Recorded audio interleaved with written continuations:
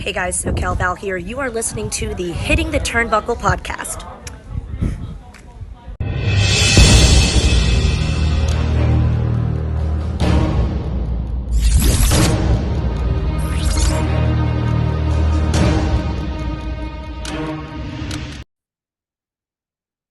TNA Wrestling crossed the line again with another jam-packed episode of Impact Wrestling.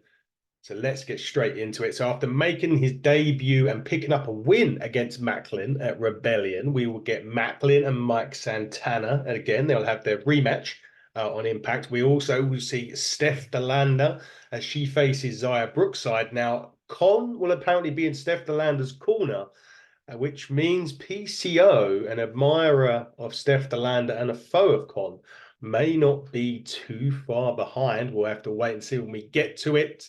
We also got the former TNA World Champion Sami Callihan. He will look to battle a new look Jonathan Gresham as the ink-stained macabre run looks to continue. Also on tap for this episode of Impact, X Division Champion Mustafa Ali will be preparing for his impending title defense against Trent Seven, win a one-on-one match against Britain's own Leon Slater, which is going to be no doubt a standout match. And also the returning Campaign Singh will be in the corner of Mustafa Ali, and a battle of the partners, Bullet Club's ABC, Chris Bay and Ace Austin, go one-on-one in attempts to basically get back on the same page. Will it have worked? We will find out. And also former TNA champion Eddie Edwards will take on the digital media champion Joe Hendry in what was going to be a monumental TNA Impact. It really was, as we get further or closer and closer, shall we say, to against all odds. Now, point of note before we start Impact, we must congratulate Jordynne Grace, the TNA Knockouts champion, on her NXT debut. Yes, Jordynne Grace come out as a surprise to Roxanne Perez and will face Roxanne Perez at the NXT pay-per-view coming up. She will also be in action next week on Impact, well, hopefully, on NXT. The name of the person, she's a British person she's going against, and for the life of me, I've forgotten at the start of this program. Apologies, I'll use Google very shortly, and before the end of the show, I will say who she's going against. My apologies on that one. We said about Bullet Club ABC and all of that, and they kick off the show. Before that match kicked off, though, they did look back at the system with Matt Hardy and Ryan Nemeth and Nick Nemeth and all of those jazz, and Santino Marella making the matches for Against All Odds as well. Obviously, Trent Seven versus Mustafa Ali, etc., etc. Now, Bullet Club ABC, these last few weeks and months have been really not on that same page whatsoever. So they said the best way to get back on the same page is to basically get rid of that frustration they had with each other and go one-on-one. And that kicked off Impact Wrestling. We always say start the show hot. Well, it started with second degree burns. It was that hot. Chris Bay defeated Ace Austin with a cheeky little roll-up, actually, in this match. It was a very, very, very good match. It was what would you just, I mean, how could you put these two against each other? How can you really describe it other than it was a fantastic main event? The fantastic main event, fantastic opener, might as well have been a main event, but a lot of these matches could have been main events on this show, to be quite honest with you. There was a lot of great action in this match. It felt like it really did feel like an actual X Division championship match. It had that big fight feel as well, even though it was just these two teammates trying to just get rid of that frustration so they can get on the same page. It was really, really, really good at this. Chris Bay, Ace Austin, two amazing, amazing talents. There was a lot of art of finesse options, art of finesse attempts in this match, but ultimately Chris Bay rolled up Ace Austin. They were doing a lot of counters, as you can imagine, because these two knew each other so well. They were countering a lot of each other's big moves because they knew they were coming, as you would expect them to do so, being tag team partners. But as I said, Chris Bay rolled up Ace Austin for the 1-2-3. There was a little bit of tension at the end. Obviously, Ace Austin was disappointed that he's lost the match. Chris Bay did try to help him up. Austin had his back turned to him all the time, really. They did end up hugging and shaking hands before Chris Bay helped Ace Austin out of the ring. So the question is this Bullet Club issue with ABC resolved or not? I don't think it is. I think we're soon to be seeing a turn at Bullet Club ABC, but I can maybe see Ace Austin turning on Chris Bay. I don't know why I think that. I just do. I just don't think after that match, and I reckon there's going to be another miscommunication somewhere. They may get another title shot. They may even stay together for a while and win and win and win and win, and then get a title shot for those tag titles, and then they won't be successful, and that will be, and there may be like a miscommunication in the match, and that will be the turning point where Ace Austin has just had enough and blindsides Chris Bay. That's my opinion. I don't know that for a fact. I just believe that Ace Austin will eventually turn on Chris Bay, and Bullet Club ABC may soon be going their separate ways. But for now, they have dusted off their issues, they have shaken hands, and they will move on. And we will see how that move on happens.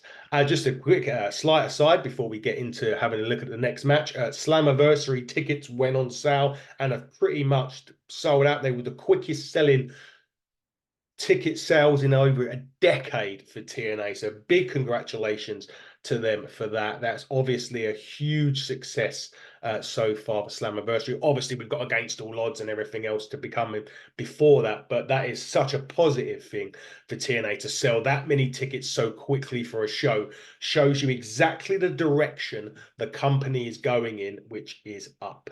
They have been for 4 years. This isn't something new. TNA have been doing it slowly for 4 years. It's just the last 2 years where a lot more people have seemed to take notice. But congratulations to TNA for the amount of tickets you've already sold for Slammiversary, which will no doubt sell out. Now, Knockouts division action on tap. Xia Brookside, Steph De Lander and PCO have been having, I don't know, what would you call it? I really don't know.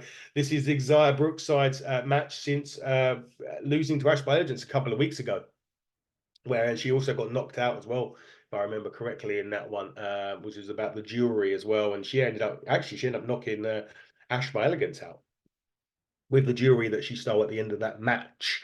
But this one was interesting because Xia Brookside is a very quick, very agile woman. Steph De Lander's tall, and she can, she's got some size and she can go in the ring. She's a heavy, heavy hitter. So this one was quite an interesting one for me to watch. It was a really, I wouldn't say it was a clash-ish of styles, I think is the big thing. You had Xia Brookside that was using the quickness, using, that side of a game, but then you had the big thing for Landers, like the fall away slams and bits and pieces that Steph De Lander does like that. It really was bringing the basically just bringing the power to the game. Every time Xia tried to get that momentum, Steph De Lander would knock it down. But there was one point after a bit of back and forth action that De Lander went under the ring to pull out a chair or a foreign object, but I said he pulled out a foreign wrestler at the same time as PCO emerged. Steph De Lander was like, "What is going on here?" PCO actually stood up and actually caught Brookside in his arms like a baby. They peeled back into the ring, and De Lander was still at this point visibly distracted and ended up getting pinned by Xia Brookside. Xia Brookside winning the contest because of PCO's kind of distraction, really, on Steph De Lander, where I don't think he was meant to. And once that match actually wrapped up, Steph De Lander did say to PC, "I didn't want your help. I didn't, I wanted you not to be here." And he grabs her face and he pulls out a gift, and it was a self-made sort of note, like a love letter that you used to do at school with the girl that you fancied. And he had her name in a heart, and she accepted it, put it in her top, and smiled. I still don't know where they're going with this. I'm really hoping that they're not doing it where PCO gets his heart broken by De Lander and she goes off maybe with Con or somebody else. I'm hoping they don't do that. But the bottom line is I really don't know where they're going with it. It's going to be interesting to see. But Xia Brookside, an impressive victory, albeit slightly contentious compared, with the result, with the way that PCO is getting involved. But a great win for Xia Brookside, which will pick her back up after losing to Ash Biologence a couple of weeks ago. They had a great recap. And there's the woman that she's facing as well. They had a great recap of Jordan Grace this week on her NXT. Like I said, she confronted Roxanne Perez. And announced that she would be going a battleground against Roxanne Perez for the NXT Women's Championship. Also on NXT, the name that slipped my mind that is now I've managed to find the good old, thanks to Google, Stevie Turner on NXT next week will be Jordan Grace's opponent as she makes her NXT debut. I suppose questions are saying now is what does the future hold for WWE? Maybe more so NXT and TNA. There is talk online, there's rumors online of, the Slammiversary. You may see someone from NXT coming in. Who knows what could happen? Someone could have an open challenge that could be answered. I would say that it's probably more likely to be a pay-per-view that an NXT person will come on board. For more than an Impact. Essentially, maybe not. Could be wrong. But I would imagine it would be more of a pay-per-view. You may get the announcement on NXT, on TNA, but you'll probably end up getting the athlete, the person, the wrestler come out on the pay-per-view itself. Although I do have one if they could do it now. Recently on SmackDown, AJ Styles has said to Nick Aldis that he hasn't got long left and he wanted a title opportunity. Nick Aldis couldn't give him that. I just wonder if AJ Styles could potentially come to TNA and to try and take the TNA championship off Moose, who's the current champion, or whoever the champion is, maybe by Bound for Glory or whenever they, whatever pay-per-view they want to do it on. Jordan Grace could be walking into Impact Wrestling in a few weeks as the NXT Women's Champion. Who knows? But the crossover itself is intriguing. It's great to see. WWE rarely do this, and I think that's the key point here. The WWE have never really opened that forbidden door. We've seen it, like Jordan Grace, Mickie James, and she's in obviously Naomi as Trin was in TNA as well. So we saw a few of it recently, but they've never done it in this many times, and they've never done it at a pay-per-view where their championship is on the line, and essentially Jordan Grace could walk in and take the NXT championship next week. Very, very interesting times indeed. Probably helps that they will be on the same channel at some point in the fall, I believe. But very interesting times. Great video package on that. Now, last week on TNA, you remember that Rich Swann and AJ Francis were saying that they were going to tell you which title they were going for next week. They're going to go for championship, and they're going to tell you which one. Excuse me, I'm still getting over COVID. And Laredo Kid was backstage. Rich Swann and AJ Francis congratulated him on becoming the digital media champion before sucker punching him, and they've attacked him. And AJ Francis has demanded a shot at the championship, and that will be next week on the 20th anniversary special show. AJ Francis, Laredo Kid for the digital media championship. Is AJ Francis going to take home his first singles gold? I would say in wrestling, but I know he's a champion elsewhere, but within a major company. That is the question next week. I think he's got a great chance of it. We will see though, but they chose Laredo Kid to attack, and AJ Francis has laid the challenge out.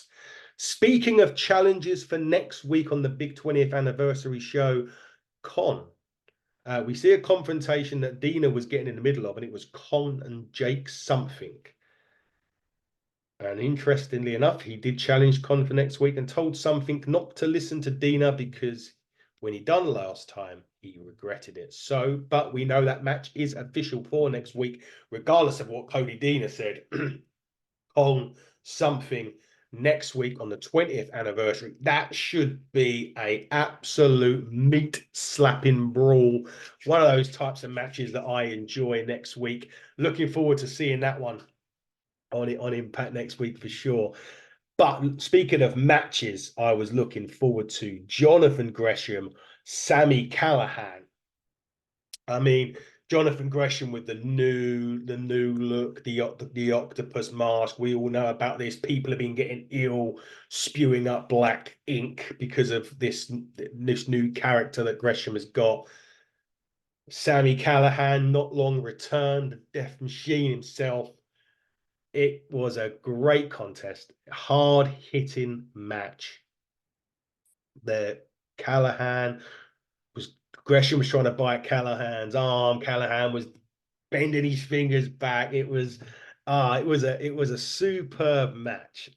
Really enjoyed. There was obviously some technical brilliance in there as well from Gresham, as you can imagine. I mean, there was Death drivers, Cactus drivers, but again, there was the black ink returns. Now, there was one point where Gresham has grabbed Callihan while he was on his knees and tries summoning something, but Callihan was fighting back, and then he noticed that over his hand was black ink, and he got distracted.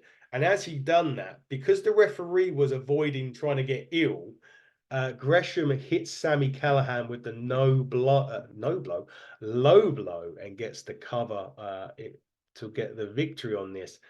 But where are they going with this? What is this whole black ink with Gresham? Really don't know, but I'm intrigued. But the match itself was a hard-hitting encounter, and you should check it out. Like most of these matches this week, you all need to check out TNA if you haven't done already on DAZN in the UK and the TNA Plus app, and obviously AXS TV in the States. Gail Kim was sitting down with Giselle Shaw backstage, and she was talking about Shaw was talking about, being depressed after coming up short in her knockouts title opportunity. She's dealing with some injuries. And Gail Kim was like, starting from scratch is okay, and you shouldn't shy away from that as long as you know what you're fighting for. And Gail Kim did say to Giselle, so she can only figure out what that is. And she tells her to do this as a knockout, not as the quintessential diva, starting next week. Giselle Shaw says she trusts Gail Kim and will do exactly that. So Giselle Shaw returns next week and is going to do things as a knockout and not as the quintessential diva. Do you trust her to do that? I don't know. I'm not sure. But it'll be interesting next week to see what Giselle Shaw does and what Giselle Shaw we will get. There was some more backstage interviews coming up. There was a bit with the system. They were talking about Eddie Edwards and Joe Hendry. They've also said they've got bigger things to worry about against all odds with the Nemeths. And as they walk off, and Frankie Kazarian just walks up demanding the interviewer call him the king of TNA. And she did. And that was it. He said, you're damn right. Which is, excuse me. And then he just walks off.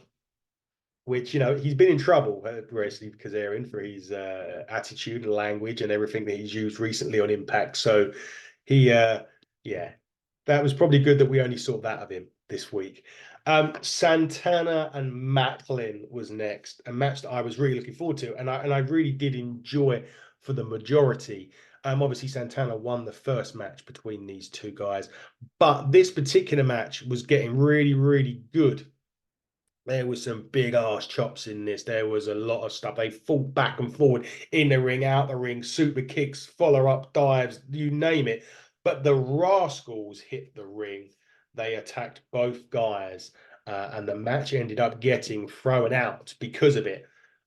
Really disappointing end to it. But I assume that they're building up to a tag match between the Rascals and Maclin and Mike Santana. I saw Mike Santana actually super strong style at Progress Wrestling. Very, very good weekend for Santana over here in the UK. They absolutely loved him, and he certainly loved us by the sounds of it. He cut a great promo at the end.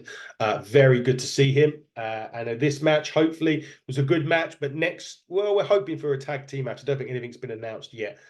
for this, but we're hoping to get a tag team match where the Rascals get put in their place by Maclin and Santana, which will be a great tag team, by the way. Should that happen, maybe I should do the booking for TNA. I'm available. Just slide in the DMs at HTT Buckle on Twitter or hitting the Turnbuckle podcast on all other social media platforms. Anyway, enough of the plug. There was a bit of backstaging again. There was Lars Frederiksen, there was Danny Luna, there was Jody Fret.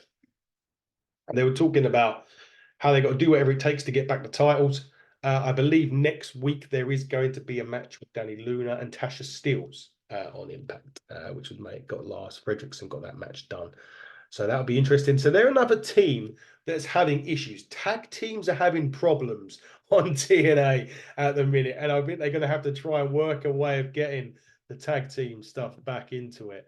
But nevertheless, Danny Luna, Jody Fret, hopefully they'll be back in business next week. We will wait and see. But Danny Luna has the match next week, and hopefully Spitfire can get back on the same page. We're having a lot of these same pages and tag teams at the moment, but we'll wait and see. Back from the break, and of course, it was time for Mustafa Ali versus Leon Slater. Obviously, coming up, Mustafa Ali takes on another Brit in the form of Trent Seven.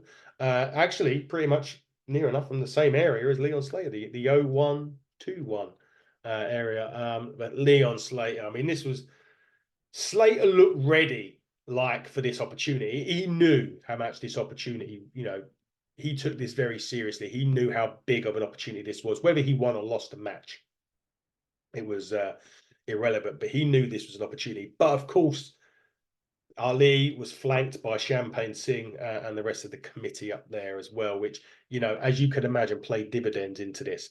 But there was a bit where, Ali was being really cocky and he did extend his hand to Slater. Slater slapped it away. But there was a lot of Ali took a lot of offense early. There was a bits where he was being slapping Slater around the face, etc., etc. But he did a drop kick from Slater, and then Slater, once he got started, it was the Leon Slater that we know and love, the quickness, the crazy moves, everything. What Leon's like, you get it all with Leon Slater. He'd done a beautiful cutter off the ropes, and then the action spilled out into the floor. And this is where Ali sent Slater back first into the barricade. And then he was getting some help from Champaign Singh at that point as well. But Slater did hit a big net breaker as well. He did, but Ali fought back off that, and he sort of bounced Slater's head off the ropes and followed up with a top rope 450 splash for the win in a hard-fought battle. But I tell you what, I'm still sticking by the Leon Slater will be a champion in TNA by the end of 2024. By the start of 2025 into 2024, January 2025, Leon Slater will be TNA champion of a division as such. Regardless of what that division is, I do not know. But he definitely done a great job in this match. It was a great match as well with Mustafa Ali, as you could imagine. But congratulations to Ali. He won that match as a tune-up. They called it a tune-up. It was a good tune-up, really. Sometimes as champions, you take the easy route out, don't you? A tune-up matches. Not Ali. He took a big tune-up match here with Leon Slater, and they burned the house down. It was a great, great, great match. Now, next we got Joe Hendry and Eddie Edwards. It was quite funny, though, because backstage at this point, Moose was looking around for broken Matt Hardy, which was quite funny. And then they aired a really good promo package for next week's 20th anniversary show. Jordan Grace versus Alison King for the Knockouts Championship, and Laredo Kid, obviously, and AJ Francis for the Digital Media Championship. Giselle Shaw's return. It is Speedball Mountain versus Mustafa Ali and Champaign Singh. Kong and Jake something as well, which is going to be really, really good. Looking forward to that. Then the system then finally come out after looking for Matt Hardy. Eddie Edwards, accompanied by Brian Myers, of course, for the system. And you know what was coming. We all believe in him. It's Joe Hendry. And everyone's chanting, "We believe." And it's fantastic. And Brian Myers gets on the apron before they even get a chance to get in the ring. Out comes Nick and Ryan Nemeth. and they are the opponents as well for the system. So they have come out, and the commentator's done a good point about the Nemeths are refusing the system to cheat their way to victory. And they basically remained at ringside as the match got underway. It was a really good, these two are they matched up very, very well in the ring, actually. And they're very similar in a lot of ways. And this made it for a really, I would actually say, smooth match, to be fair. They were doing a lot of good stuff as well. There were action spilled in and outside the ring again between these two. And it was nice that every time Joe Henry tried to mount a comeback, Eddie Edwards would hit him with a big move and chop him back down to size, which was really good, actually. Because it was kind of this, the sort of, I don't want to call Joe Hendry a wimpy babyface, but he was kind of getting that sort of, it was kind of the momentum that you'd get if you're taking on somebody like Mysterio against Batista or someone like that. Although these two, like I said, were very, very well matched in both sort of height and size. But Joe Hendry being this big baby face, I like to say the Cody baby face in a sense. And he was taking a lot of punishment, and every time he kept back in momentum, Eddie Edwards would knock him back down again, which is it's quite interesting on this. And the commentators did make a good point, and they kept saying during this, and Matt Raywald and Tom Hannifan were saying that Moose is because he's not at ringside, he's still ramping around the building trying to find Matt Hardy throughout the whole of this match, which was great. I love that bit about that as well, because they did keep them guessing, because you'd always expect Moose to be out there, wouldn't you? Even though, Matt Hardy, was he there or was he not? So he's in the head of Moose. Matt Hardy is in Moose's head, which isn't good news for the system. That is for sure. And then there was a bit near the end of the match where Eddie sat Joe Hendry on the rope and slapped him. I mean, he slapped. There was this gasp at ringside from the Impact Zone as he slapped that. I mean, Jesus out of him, that's for sure. He then climbed and hit a superplex, which he followed with a Tiger Driver, but Hendry kicked out at like 2.5, maybe 2.3, maybe 2.75. There was a massive "We Believe" chance. Joe Hendry avoided the Boston Knee Party and countered with a standing ovation for the pinfall victory to close out the action, the in-ring action on this week's show anyway. But that was such a solid main event. Joe Hendry with a huge, huge win in his quest to climb up those rankings and get title shots of his own. And it's a damaging one for the system, because I kept saying that Matt Hardy was in Moose's head. Well, Moose has laid Matt Hardy out, and I'm going to get into that right now. Backstage, Moose was like, "Matt, don't be a coward." Matt then appeared, claiming to be Moose's destiny. They broke out into a brawl where there was a load of delete every time he hit a shot. But Moose got hold of a steel chair, hit it Hardy down low in the breadbasket, stuck his head through the folding chair and ran his face first into the garage door. He grabs another chair and swings it around Matt Hardy's head, and Hardy is snoring as the show goes off the air. Literally snoring. Hardy is in trouble. The system had a damaging defeats. They may have lost the battle tonight, but they did win the war at the end of TNA Impact Wrestling. There is so much going on TNA next week. As I said, the 20th anniversary on AXS TV in the States, DAZN over here in the UK, or like me on the TNA Plus app. We have, again, to run down the card, Jordan Grace, Alison Kay, Knockouts Championship match, Digital Media title match, Laredo Kid versus AJ Francis.